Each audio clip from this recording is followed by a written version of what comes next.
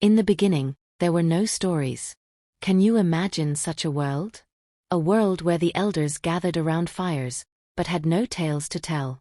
Where children grew up without legends. Where the sick had no parables to comfort them, and the grieving had no myths to make sense of their loss. Every story that has ever been told, every fable, every legend, every whisper passed between generations, all of it was locked away. Hoarded. Kept under lock and seal in the sky, in the great celestial palace of Nyame, the sky god, the supreme creator of the Akan people of West Africa. Nyame had decided that stories were too powerful for ordinary creatures. Too dangerous. Too sacred. And so he kept them all for himself, high above the earth where no mortal could reach them. And the world below, the forests, the rivers, the villages, remained silent in a way that had nothing to do with sound. It was a silence of the soul. But then, there was Anansi. Anansi the spider. Half man, half spider, and entirely himself. The trickster. The weaver. The one whose mind never stopped spinning, just like his webs. Anansi was not the strongest creature in the forest. He was not the largest. He was not the fastest. The leopard could outrun him. The elephant could crush him with a single step. The python could swallow him whole. But Anansi had something none of them possessed. He had wit. He had patience. And he had an unshakable belief that the impossible was simply a problem he had not yet solved. One morning, Anansi made a decision that would change the world forever. He would go to Nyame, the sky god. He would climb to the highest place any creature had ever dared to go. And he would negotiate for all the stories in the world. When the other animals heard of his plan, they laughed. The hornbill laughed so hard he nearly fell from his branch. The monkey clutched his sides. Even the slow, patient tortoise allowed himself a quiet chuckle. "You," said the hornbill. "A spider? You will go before the sky god and ask him to hand over his most precious treasures." "Not ask," Anansi replied calmly, adjusting one of his 8 legs. "Negotiate." And with that, he began his long journey upward. He climbed for days. And finally, he arrived. The palace of Nyame. Nyame looked down at the tiny spider standing before his throne and said nothing for a very long time. Then he spoke. His voice was the sound of distant thunder. "Anansi, what brings a creature so small to a place so high?" Anansi bowed, all 8 legs bending gracefully. "Great Nyame," he said, "I have come to purchase your stories." The palace was silent. Then Nyame laughed. A deep rolling laugh like a storm moving over the horizon. "Many kings have come to me with this request. Rich kings. Powerful kings. Kings with armies and gold and kingdoms that stretched to the sea. I named my price and every one of them turned back. And you, a spider, come to me with nothing."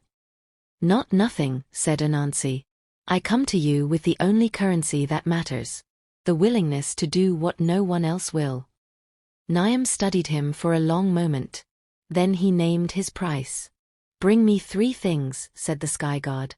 "Onini, the great python who devours men whole.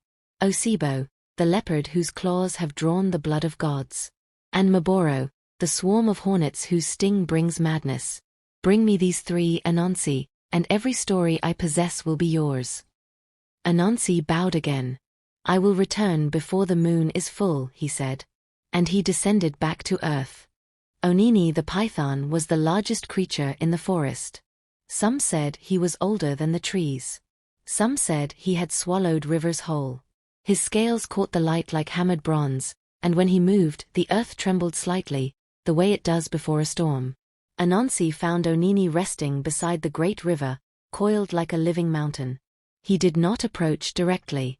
Instead, he sat nearby and began talking, seemingly to himself, in a voice just loud enough to be heard.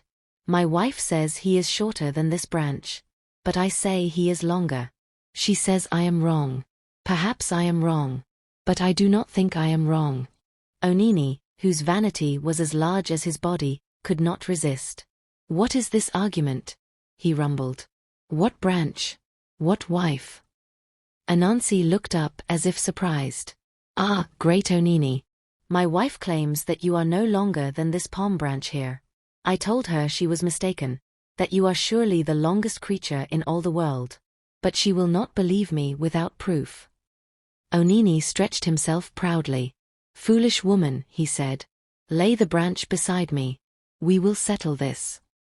Anansi laid the long palm branch on the ground beside the python. As Onini stretched himself along its length, Anansi began tying, gently at first, seemingly just to keep the branch in place. Then tighter still. By the time Onini understood what was happening, the silk was already wound around him 40 times over. You have tricked me, hissed the python. I have measured you, said Anansi pleasantly. And you are indeed the longest creature in the world. Now let us take that measurement to the sky god. The hornets of Mmoboro were ancient and terrible. Their sting could drive an elephant mad. Whole villages had been abandoned because of them. No creature willingly came near their nests. But Anansi came. He splashed water on himself. He splashed water on the hornet's nest. Then he held the broad leaf over his head like a roof and called up to them. Poor Mmoboro. The rains have caught you without shelter. How you must be suffering. Come, take shelter in my gourd. It is dry inside. You can wait out this storm in comfort. The hornets of Mmoboro were ancient and terrible. Their sting could drive an elephant mad. Whole villages had been abandoned because of them. No creature willingly came near their nests. But Anansi came. He splashed water on himself. He splashed water on the hornet's nest. Then he held the broad leaf over his head like a roof and called up to them. Poor Mmoboro. The rains have caught you without shelter. How you must be suffering. Come, take shelter in my gourd. It is dry inside. You can wait out this storm in comfort. Osebo the leopard was cunning, fast, and proud. His pride was his weakness, though he would never have admitted it. Anansi dug a pit on one of Osebo's regular hunting paths. He covered it carefully with branches and leaves until it looked like solid ground. Then he sat and waited. In the deep of night, Osebo fell into the pit. Anansi appeared at the edge and looked down. Osebo, what are you doing down there? Get me out, snarled the leopard. Anansi appeared to think carefully. I will try, he said. But the walls are steep. Let me bend this young tree over the pit. If you can climb to it, I will hold it steady for you. Osebo, furious and humiliated, agreed. He leapt for the bent sapling, and as he gripped it, Anansi spun silk around his paws with breathtaking speed. You have trapped me by trickery, growled Osebo. I have given you a way out of the pit, said Anansi calmly. That was the agreement. Now we go to meet the sky god. And so Anansi made the long climb back to the sky.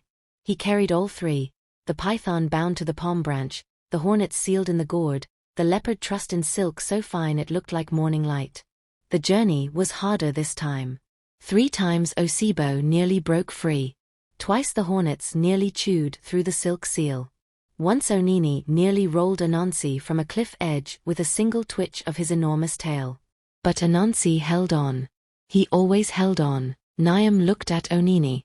He looked at the sealed gourd. He looked at Osebo. Then he looked at Anansi. And Nyame, the sky god, the supreme creator, bent low and spoke. I have lived since before the first sunrise, he said. And I have never seen a thing like this. Nyame called for the chest.